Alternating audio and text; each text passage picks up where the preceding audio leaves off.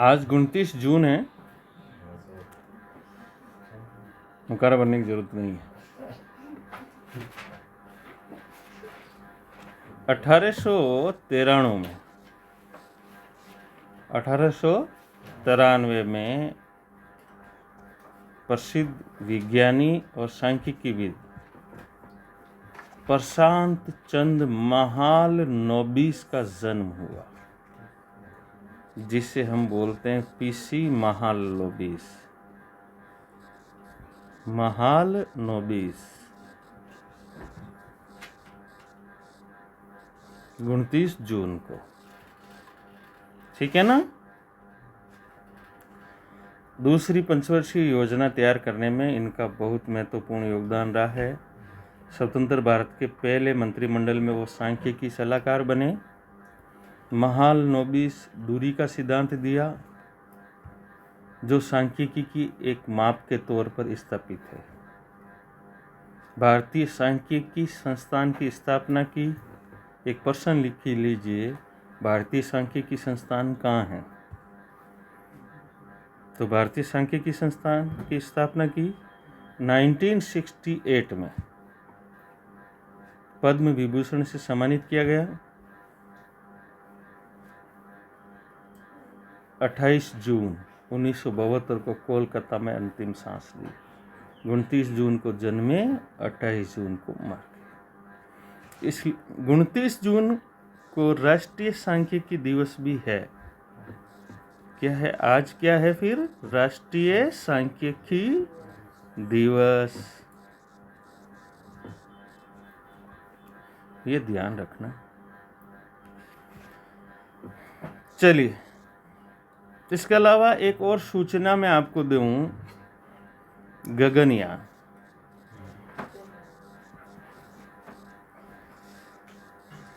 इसरो की, एक ध्यान रखना, इसरो की अंतरिक्ष में जो मानव मिशन की योजना है वो गगनयान के नाम से जानी जाएगी, ठीक है ना। तो मिशन गगनयान या गगनयान परियोजना, गगनयान योजना क्या है? दो चीजें याद रखना। इसरो का अंतरिक्ष मिशन, जिसके द्वारा मानव अंतरिक्ष में भेजा जाएगा। समझ में आ रही नहीं आ रही?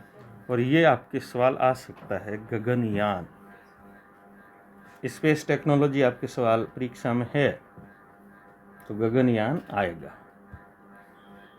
ठीक है ना। चलिए, एक और चीज जो आपको काम की भी है वो ये है कि विटामिन डी है ना, क्या, ठीक है ना। इसके बारे में एक रिसर्च आया है जो आपको लेनी भी चाहिए। विटामिन की डी की कमी घातक हो सकती है कोरोना के चपेट में आने के बाद। आपकी मौत का जोखिम 20% तक बढ़ सकता है। समझ में आ रही नहीं आ रही? विटामिन डी जरूरी है, इस चीज का ध्यान रखें। ये भी आपके परीक्षा में पूछ सकते हैं।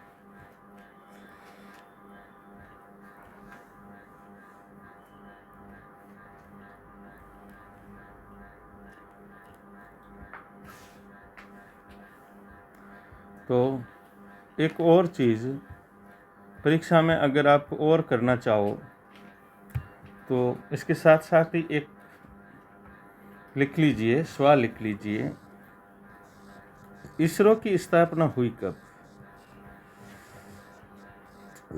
तो आपको कुछ सवाल लिखने हैं। इसरो की स्थापना कब, कहाँ, पहले अध्यक्ष कौन थे, ठीक है ना, वर्तमान कौन है, ठीक है। और एक में जो आपको बार बार करा चुका हूं, इसरो की वाणिज्यिक इकाई,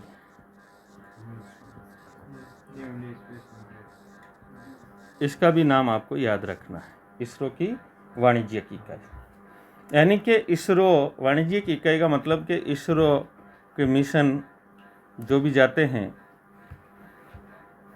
उसमें दूसरे देशों के भी उपग्रह छोड़ दे ताकि थोड़ी बहुत कमाई हो जाए भाई। समझ में आ रहा नहीं यार? एक और चीज,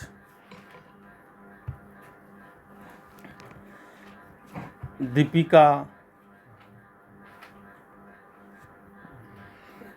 पेरिस में हुए तीरंदाजी विश्व कप, कहाँ? पेरिस में विश्व तीरंदाजी विश्व कप है ना, तीरंदाजी विश्व कप।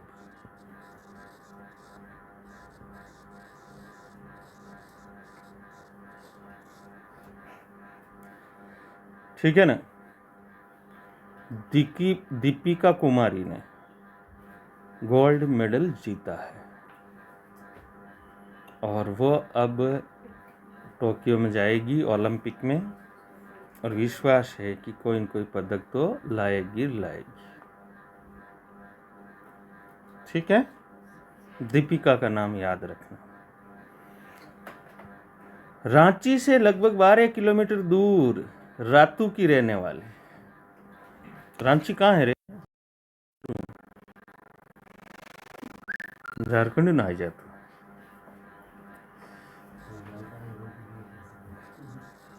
रांची से दूर रातू गांव में रहने वाली दीपिका का बचपन गलिया में सहेलियां के साथ बीता। ओए होए,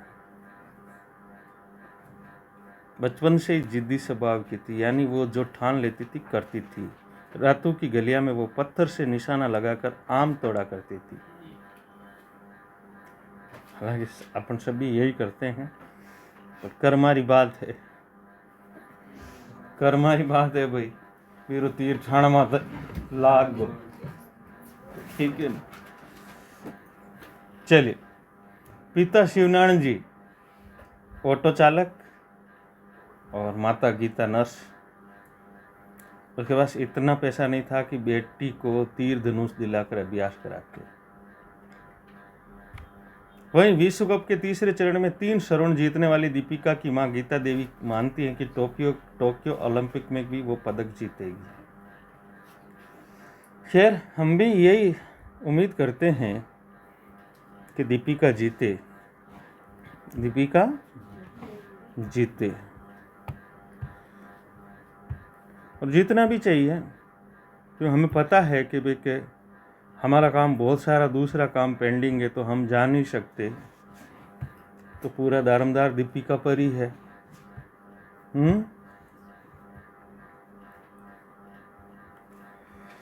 चलिए, एक और बात जो आपको थोड़ी सी ध्यान में रखनी है, एक तो डेल्टा से निपटना तो ही है आपको, ठीक है ना? डेल्टा से निपटना है। पर दूसरी बात एक लिखिए, बेही 3 जल विद्युत संयंत्र, बेही 3 जल विद्युत संयंत्र।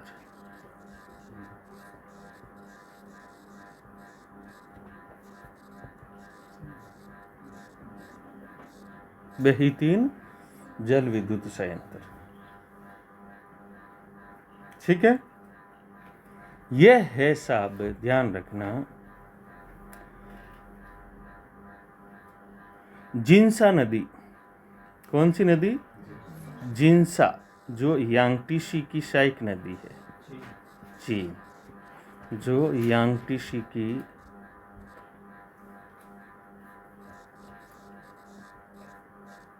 ठीक है ना सहायक नदी है। अब इसके बारे में मैं बात इसलिए कह रहा हूं कि ये जल विद्युत संयंत्र ऐसा बता रहे हैं कि ये विश्व का सबसे बड़ा संयंत्र है प्रेजेंट टाइम में। समझ में आ रहा नहीं आ रहा? विश्व का सबसे बड़ा संयंत्र है। इससे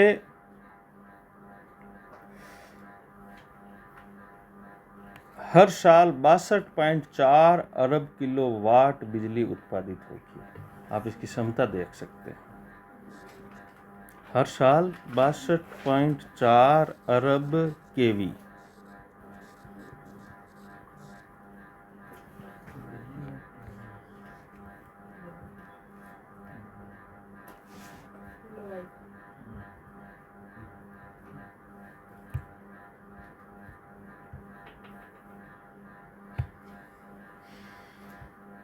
एक और चीज जो आपको बढ़िया ध्यान रखनी है,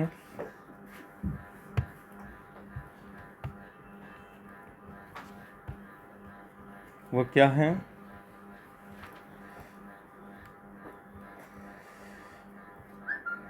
चलिए, आपको ये ध्यान है 26/11 जानते हो क्या? इसमें कसाब को जीवित गिरफ्तार करने वाला कौन था?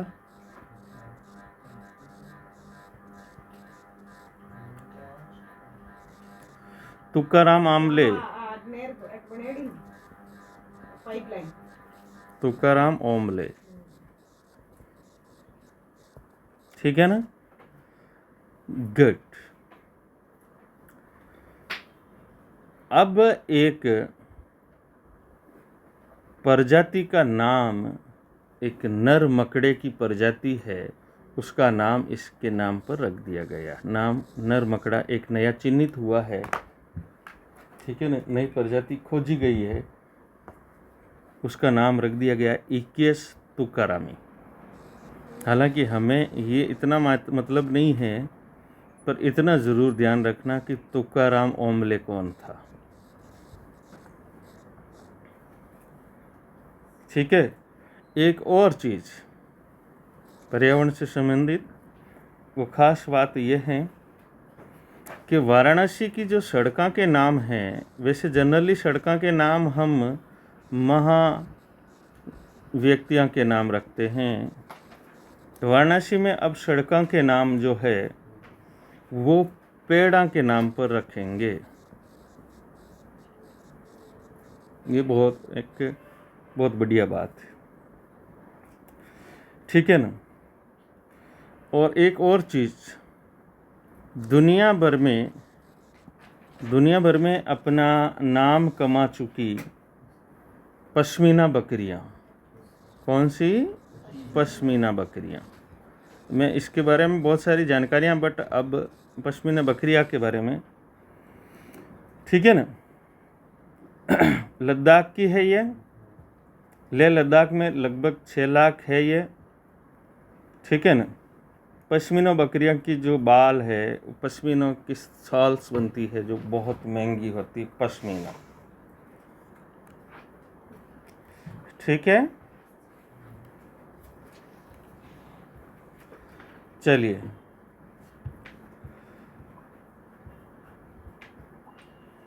तो आपको भी पर्यावरण का भी थोड़ा ध्यान आपको भी रखना चाहिए। बारिश आ रही है तो आपको भी पौधारोपण करना चाहिए, और क्यों नहीं करना चाहिए? समझ में आई ना?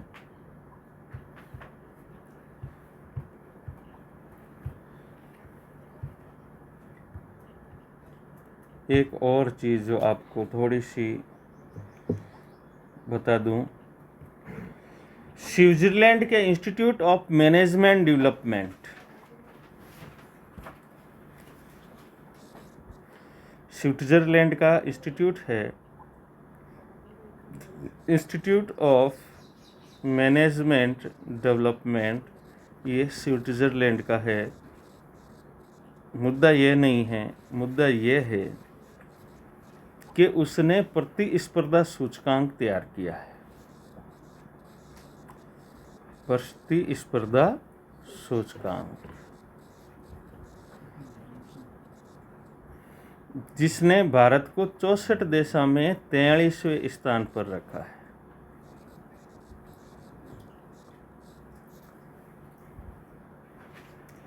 ब्रिक्स देशों में हमसे ऊपर चीन 16वें पायदान है, जबकि रूस, ब्रिक्स देश नाम जानते हो ना, तो इसके साथ ही कुछ प्रश्न आपको दिमाग में रहने चाहिए। ब्रिक्स देश,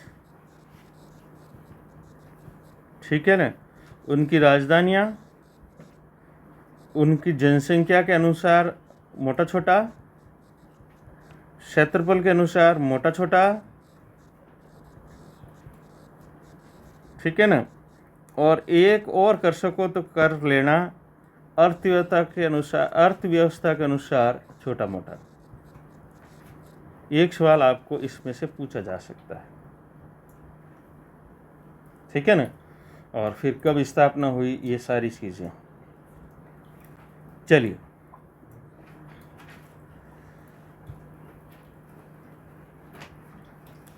तो चीन 16वें पायदान पर है, जबकि रूस 45वें, ब्राजील 57वें और अफ्रीका 62वें स्थान पर है। 2016 के सूचकांक में भारत 41वें स्थान पर था, जो 2017 में 47वें पायदान पर पहुंच गया। 2018 में हमारी स्थिति कुछ सुधरी और हम 43वें पायदान पर वापस पहुंचे, लेकिन पिछले 3 वर्षों में हम 43वें पायदान पर अटके हुए।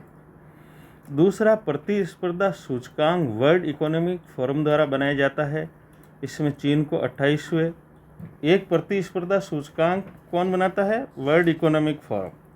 ये जो प्रतिस्पर्धा सूचकांक किसने बनाया? IMD ने, ठीक है ना। आपसे अगर परीक्षा में सवाल पूछे कि प्रतिस्पर्धा सूचकांक कौन बनाता है, गुड, ये थोड़ा सा ध्यान रखना, ठीक है ना। World economic forum.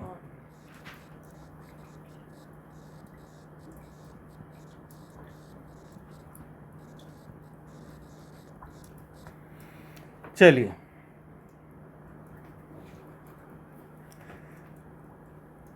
हमारी अर्थव्यवस्था का बड़ा आकार हमारी कुशलता को नहीं दर्शाते। IMD ने 12 प्रमुख बिंदुओं के आधार पर आंकलन किया है। क्या आंकलन किया है? इनमें 5 बिंदुओं पर हमारी स्थिति अच्छी है। ये हैं विश्व व्यापार, वैश्विक निवेश, श्रम बाजार, सांस्कृतिक मूल्य और तकनीक। वही महंगाई, प्रशासनिक संस्थाएं, आप ध्यान देना, प्रशासनिक संस्थाएं, सामाजिक स्थिरता, उत्पादकता और बुनियादी संरचना जैसे 5 बिंदुओं पर हम कमजोर हैं। इंफ्रास्ट्रक्चर। जबकि शिक्षा और स्वास्थ्य में हमारी स्थिति बहुत दयनीय है।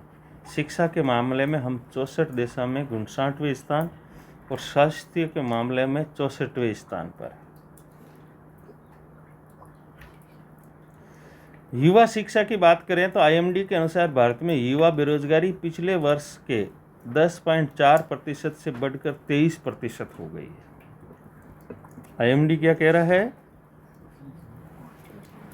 कि पहले 10.4% थी बेरोजगारी, उससे बढ़कर अब प्रेजेंट टाइम में 23% हो गई है।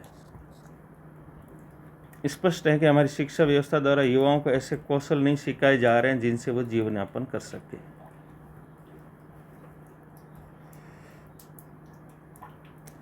जब ये स्थिति तब है जब केंद्र और राज्य सरकारों द्वारा शिक्षा पर भरपूर खर्च किया जा रहा है। रिजर्व बैंक के अनुसार 2020 में केंद्र और राज्य सरकारों द्वारा शिक्षा पर 6.5 लाख करोड़ रुपए खर्च किए गए।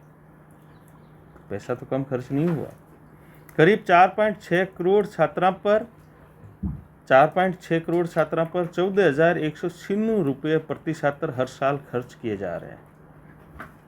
यानी करीब 14,000 रुपये हर साल प्रत्येक छात्र पर खर्च करती है गवर्नमेंट। फिर भी हमारी लेक्चर व्यवस्था, इसका कारण है कि ये रकम मुख्य रूप से सरकारी अध्यापकों के वेतन देने में खप रही है। छात्रों को मुफ्त किताबें इत्यादि का प्रलोभन देकर सरकारी विद्यालय में आकर्षित किया जा रहा है।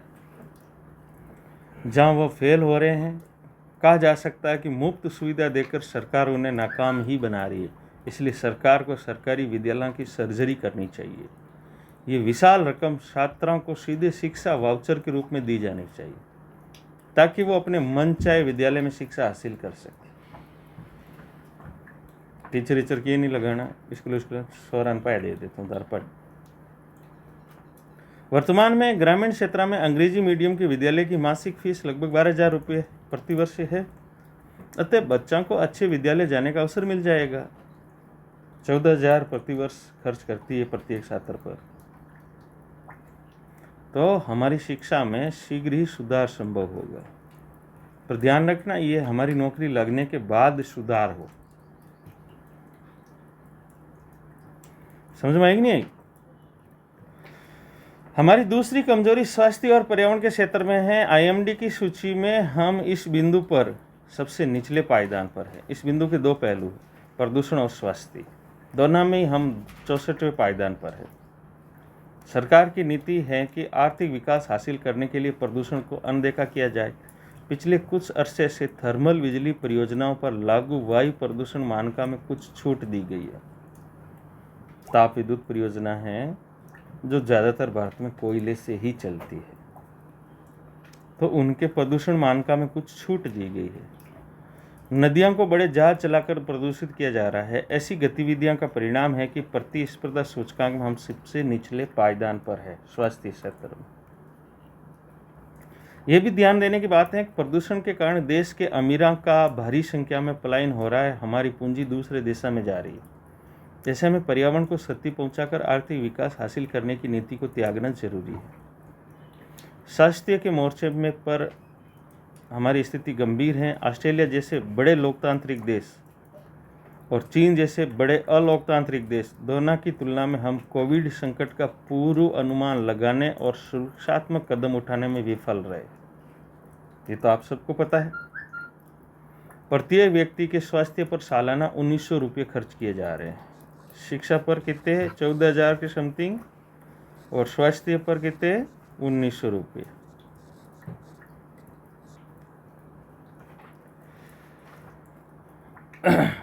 डॉक्टरों के लिए उपचार पर किए गए खर्च लाभप्रद होते हैं।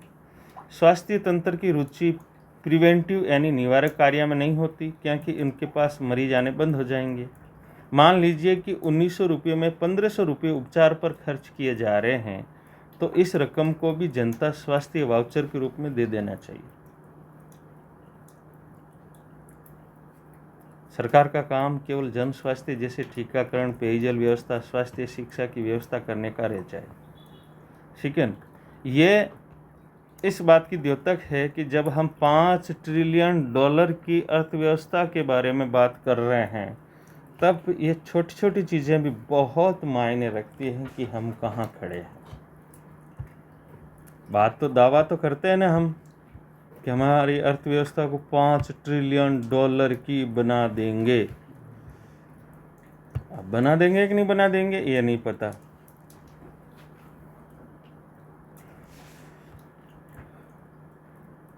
तीसरी मंजिल में ते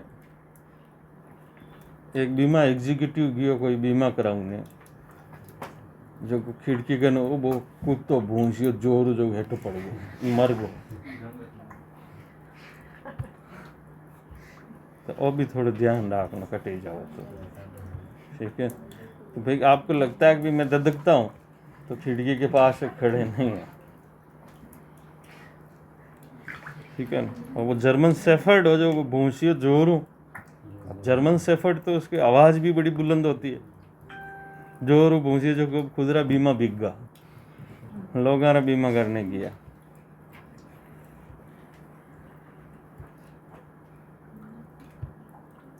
हाँ, एक और न्यूज है बढ़िया सी, जो है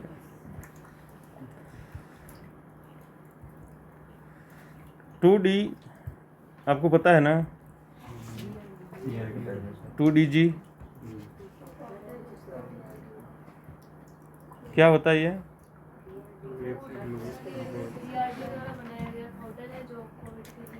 हाँ, इसको बनाएगी कौन? Reddy's laboratory, doctor Reddy's laboratory, ठीक है ना। 2DG इसका पूरा नाम है 2-डीऑक्सी डी ग्लूकोज। 2-डीऑक्सी यानी कि 2-डीऑक्सी डी ग्लूकोज, ये शब्द लिखेंगे। ये घोल पाउडर टाइप है, आदमी को पिलाने पर उसके सांस ऑक्सीजन की कमी पूरी हो जाती है।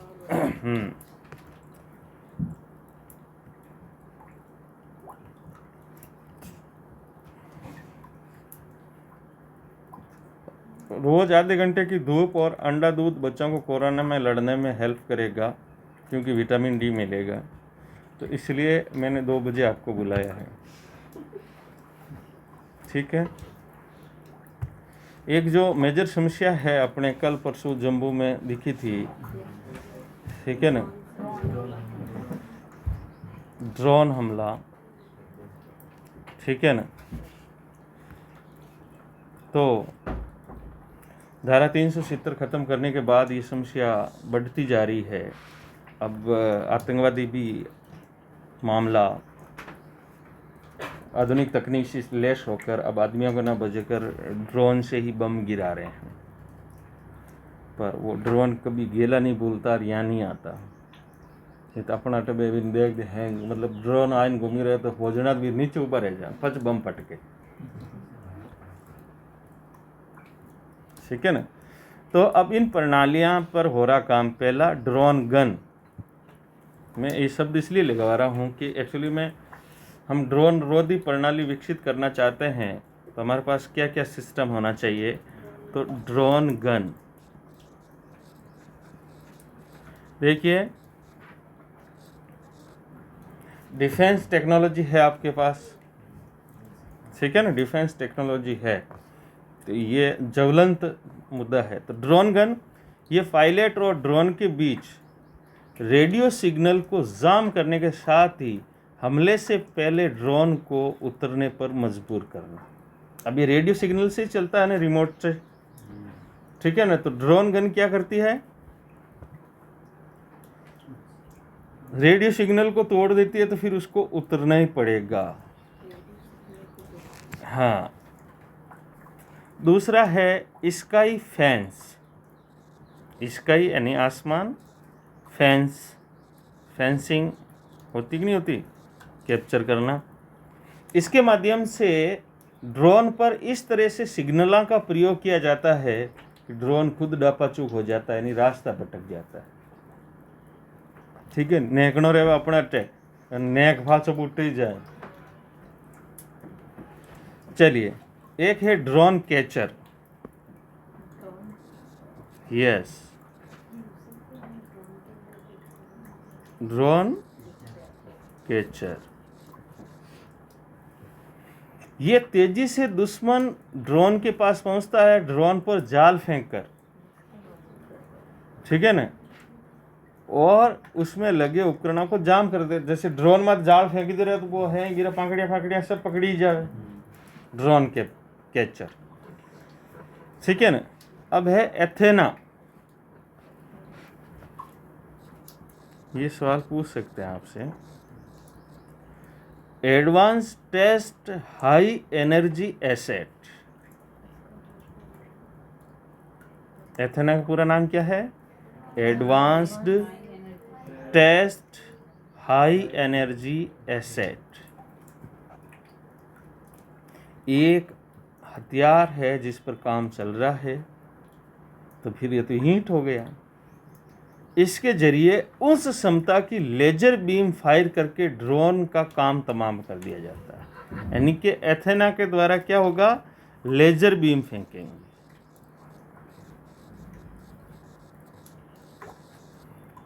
ठीक है ना। तो वो वहीं आसमान में ही नष्ट हो जाएगा लेजर बीम से, ठीक है ना। युद्ध में ड्रोन का सबसे पहला प्रयोग 1991 में खाड़ी युद्ध में हुआ था। वो भी युद्ध के प्रयोजन की दृष्टि से नहीं है, एक्चुअली में राहत कार्यों के लिए ड्रोन का प्रयोग, दवाई पहुंचाना वगैरह वगैरह, 1951 में। चलिए, एक शब्द आया है अग्नि प्राइम।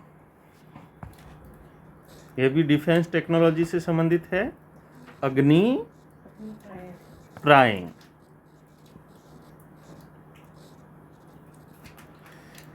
देखिए, जमीन से मार करने वाली है ये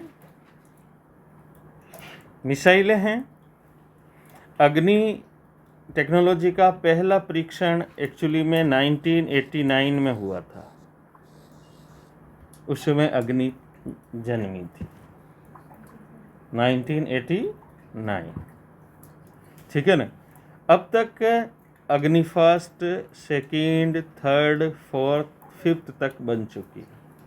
अग्नि 5 ये रेंज है, जैसे अग्नि फर्स्ट की 700 प्लस रेंज का मतलब 700 किलोमीटर दूर तक वो फायर कर सकती है।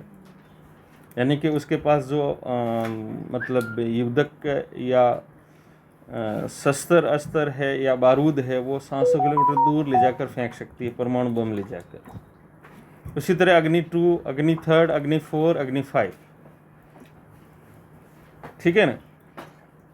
तो फिर अग्नि प्राइम बनी है, जिसकी हालांकि रेंज तो, हालांकि आप ये मत सोचिएगा कि अग्नि 5 से अग्नि 6 जैसी है, नहीं। इसकी रेंज 1000 से 2000 के बीच है। इसकी विशेषता क्या है? इस श्रेणी की अन्य मिसाइलों की तुलना में यह छोटी और बेहद हल्की है, जिससे परिवहन आसान होगा। अग्नि 4 और अग्नि 5 में इस्तेमाल उन्नत तकनीकों से बनाई गई है इस मिसाइल की क्षमता। फिर वो 2 स्टेज सॉलिड फ्यूल आधारित मिसाइल है। 2 स्टेज सॉलिड फ्यूल, 2 स्टेज का मतलब 2 इंजन है उसमें, जैसे कि रॉकेट में होते हैं ना। 2 स्टेज का मतलब आप यूँ समझ लीजिए कि ये पहला नष्ट हो जाएगा, फिर दूसरा शुरू हो जाएगा, और सबसे ऊपर पेलोड होता है, ठीक है ना। तो 2 स्टेज वाली है। तो इससे क्या कि जैसे कि 1 स्टेज की बनाए तो वो पूरा टैंक भी उसके साथ जाता है, तो वजन होता है। वरना इसमें सिस्टम कर दिया कि ज्यों ही एक स्टेज ख़त्म हुई वो अलग हो गया और उससे वजन भी कम हो गया, तो उसकी क्षमता बढ़ जाती है। इसका गाइडेड सिस्टम इलेक्ट्रोमैकेनिकल एक्चुएटर जैसे लेस हैं, जो इसे सटीक बनाता है। ये मिसाइल 100 किलोग्राम का 1000 किलोग्राम का पेलोड या परमाणु हथियार लेकर हमला करने में सक्षम है। अग्नि, तो आपको डिफेंस टेक्नोलॉजी से आज 2 शब्द मिले हैं आपको, ड्रोन से संबंधित और अग्नि मिसाइल से संबंधित। अग्नि की अब श्रेणियां आपके पास हो गई 6, अग्नि first, second, third, fourth, fifth, और अग्नि प्राइम। अमेजन प्राइम नहीं, अग्नि प्राइम। चलिए, जैसे मोहम्मद और लश्कर तोयबा ने ड्रोन हमला किया है, ऐसी न्यूज है। और जैसे मोहम्मद को पता चला भारत के अखबारों से, अच्छा हमने हमला किया, गजब, हाँ हाँ क्यों नहीं किया, जैसे कोई मतलब बढ़िया काम रहे न कोई आपने श्रेय मिले। भाई आतंकवादी दलों का तो यही श्रेय है। चलिए, तो वो कह रहे हाँ हाँ हमने किया, तुमने, हाँ हाँ हमने किया। बस पूछे कहीं करी बापा। एक और चीज़ जो मैं आपको बताने जा रहा था वो ये है कि लिखिए माउंटेन स्ट्राइक कॉर्प्स। कॉर्प्स मतलब दल, माउंटेन स्ट्राइक, स्ट्राइक मतलब हमला करना, कॉर्प्स मतलब दल, सैनिकों का दल कॉर्प्स कहलाता है ना, ठीक है ना। ये एक्चुअली में माउंटेन हिल पे काम करने वाला दल है, ये जो ज़्यादा सक्षम है। ये बहुत बार आपको डिफेंस से संबंधित कोई सवाल पूछ सकते हैं, ठीक है ना। दूसरी एक और शब्द है, एक 17वीं माउंटेन कॉर्प्स जो है, 17वीं माउंटेन कॉर्प्स, ये भी थोड़ा ध्यान रखना। जिसको ब्रह्मास्त्र कॉर्प्स बोला जाता है, इतनी खतरनाक है। 17वीं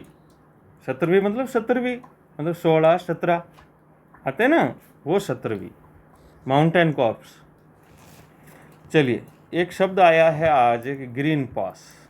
एक्चुअली में इस दृष्टि से आया है कि अभी तक EU ने जो वीज़ा जारी करता है उसमें कोविशील्ड लगाने वालों को अभी तक वीज़ा नहीं दे रहा है। यानी ग्रीन पास नहीं दे रहा है, ठीक है ना। क्यों नहीं दे रहा है? आपके लिए समस्या है। नरेंद्र मोंडो उतर को, अरे यार जन यूरोप की कर जाओ, अरे यार तो समस्या रहेगी काका। मारे तो गल प्लान हो यूरोप जाऊन आयुषी कल्याणी कंट्री आनी हो, आनंद हॉस्पिटल लाड़ा पाड़ा निकलन और tech Europe. EU European Union, ये कोविड मतलब कोरोना से संबंधित शब्दावली है, ठीक है ना।